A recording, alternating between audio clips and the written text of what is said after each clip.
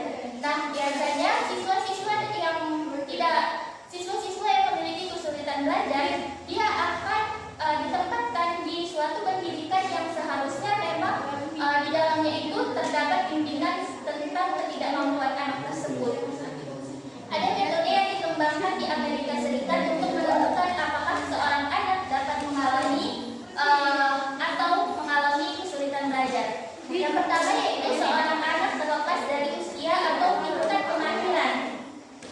Yang kedua, seorang anak tidak memiliki kemampuan belajar jika itu adalah akibat dari gangguan penglihatan, pendengaran, atau gangguan mental. Seringnya kita temui dalam kehidupan sehari-hari kita bahwa anak-anak yang memiliki ketidakmampuan belajar itu memiliki gangguan mental.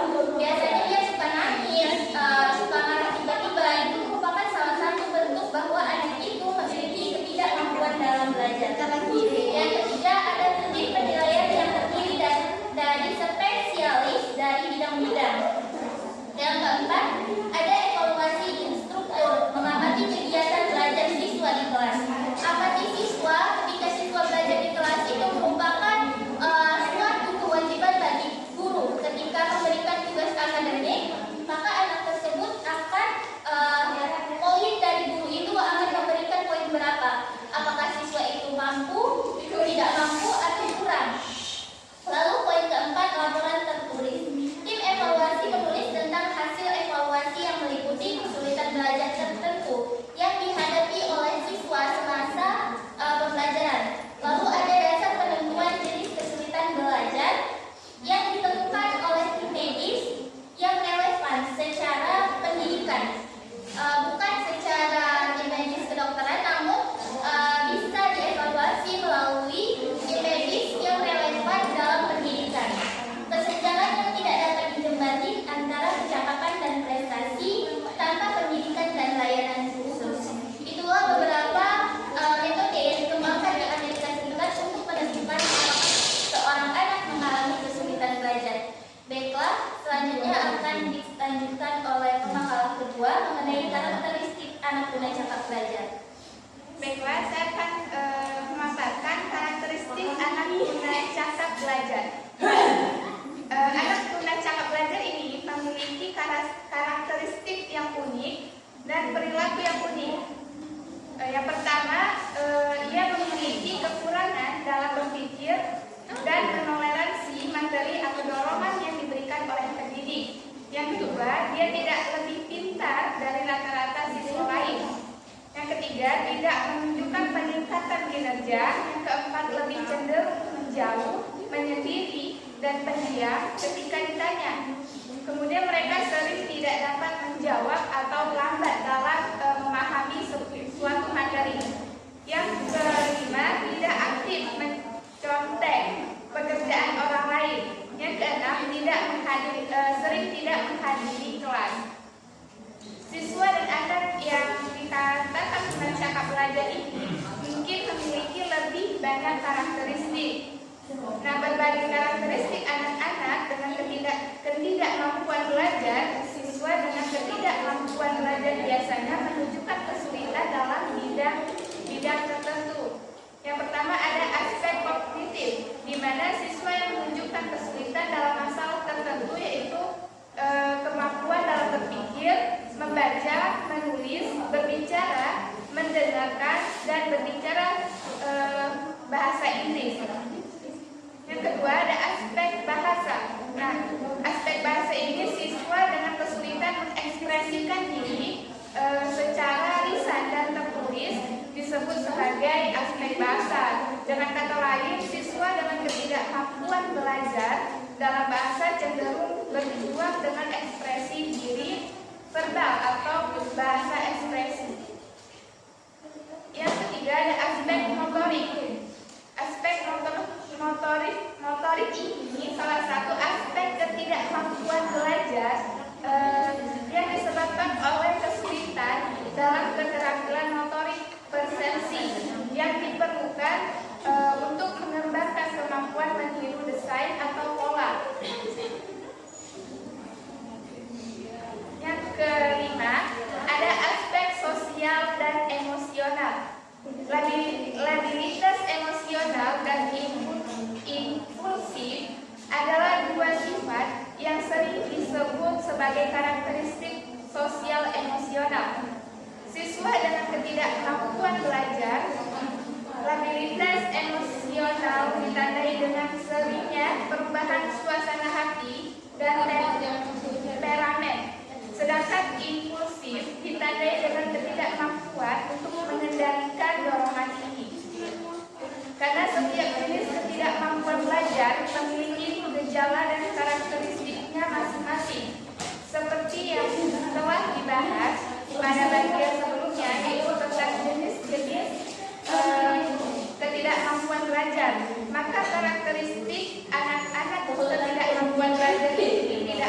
berlaku untuk semua anak tersebut. Selanjutnya akan dilanjutkan oleh Baiklah, saya pemangkalan ketiga akan melanjutkan materi yang telah disampaikan. Materi selanjutnya adalah jenis-jenis tuna cakap. Jadi jenis-jenis tuna cakap ini ada dua. Yang pertama itu minimal brain dysfunction dan yang kedua apasia. Jadi minimal brain dysfunction ini artinya disfungsi otak minimal yang kegunaannya itu untuk menggambarkan gangguan neurologis minimal seorang siswa.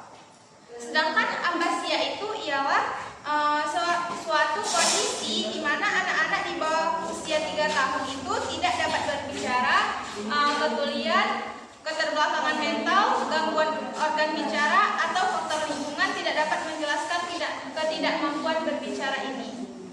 Selanjutnya itu faktor yang mempengaruhi anak tunacakap belajar.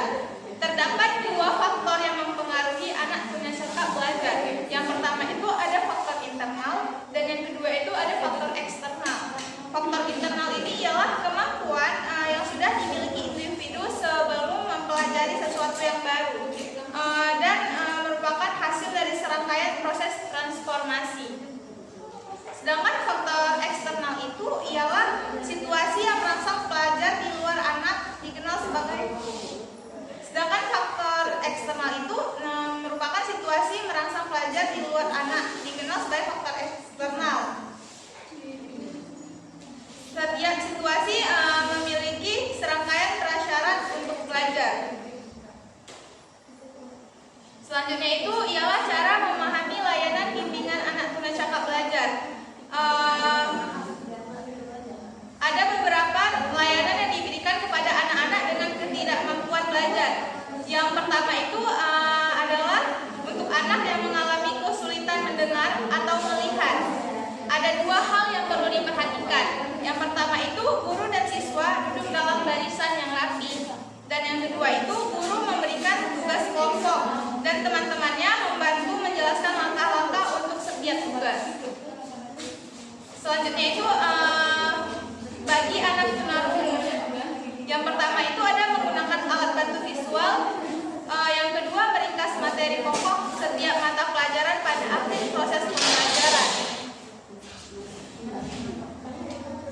Yang ketiga, beri siswa rencana tertulis untuk setiap topik yang didiskusikan.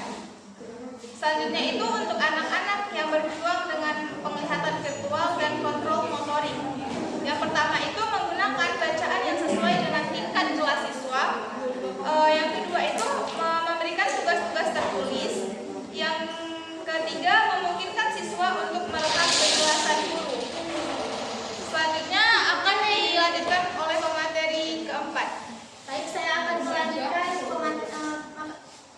akan melanjutkan materi dari pemakalan ketiga, yaitu cara mengevaluasi anak tunacakap belajar. Adapun cara mengevaluasi anak tunacakap belajar, yaitu memberikan contoh ilustrasi untuk setiap topik yang tercakup dalam pelajaran. Yang kedua, sediakan glosarium dengan kata-kata yang mudah dipahami.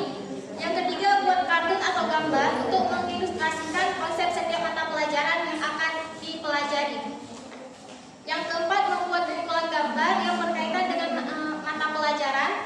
Yang kelima, buat sebuah tulisan atau rekam berita tentang pelajaran yang akan dipelajari. Selanjutnya, layanan bimbingan bagi anak tunacakap belajar. Selanjutnya, terdapat 3 layanan untuk anak tunacakap belajar. Yang pertama ada layanan remediasi. Nah, layanan remediasi ini terfokus pada penyembuhan atau mengurangi kesulitan belajar anak. Yang kedua, layanan kompensasi. Nah, layanan ini mengembangkan komisi pembelajaran khusus yang memungkinkan murid memperoleh kemajuan yang memuaskan dalam kekurangannya. Selanjutnya, layanan profesi. Nah, layanan profesi ini dilakukan dengan melalui tes atau pemeriksaan pribadi murid, baik itu kesehatan, perkembangan, dan penglihatan pendengaran. Selanjutnya, teknik remediasi dan upaya pencegahan anak tunacakap belajar.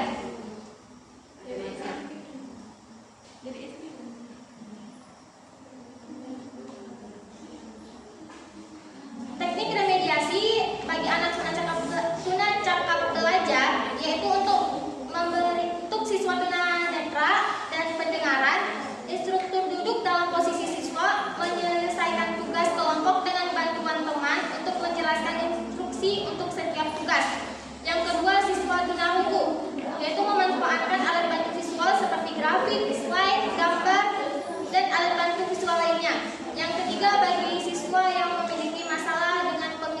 dan geraknya. Gunakan sumber bacaan yang sesuai dengan tingkat kelas siswa. Yang keempat, daripada memaksa siswa untuk merekam penjelasan, diskusi dan ilustrasi guru, berikan kesempatan kepada siswa mereka untuk melakukan tugas menulis yang tugas. Selanjutnya, mencoba mengerjakan ujian lisan, memberikan berbagai macam tes tertulis, antara lain yaitu menjodohkan benar atau salah, pilihan ganda, dan isian singkat. Selanjutnya, gunakan model diagram, tape recorder, slide, dan presentasi berurutan untuk menetapkan berbagai tugas. Dan yang terakhir yaitu menyiapkan draft tugas membaca singkat secara tertulis. Baik, saya kembalikan kepada moderator. Sekian dari makalah kami akan membuka sesi tanya jawab. Untuk teman-teman yang ingin bertanya, silakan angkat tangannya.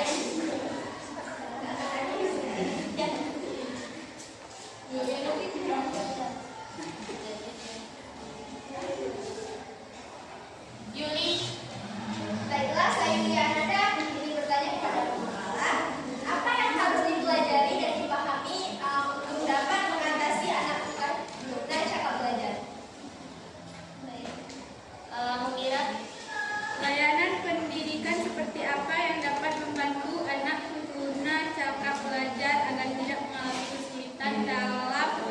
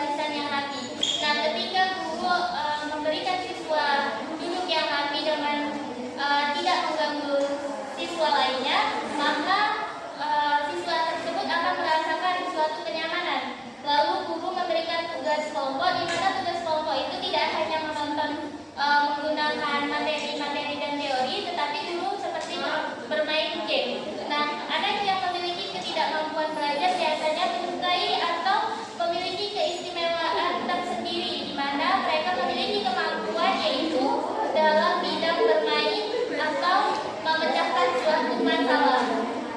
Lalu untuk anak yang tunarungu, biasanya guru dapat menggunakan metode seperti alat-alat visual seperti peta, gambar.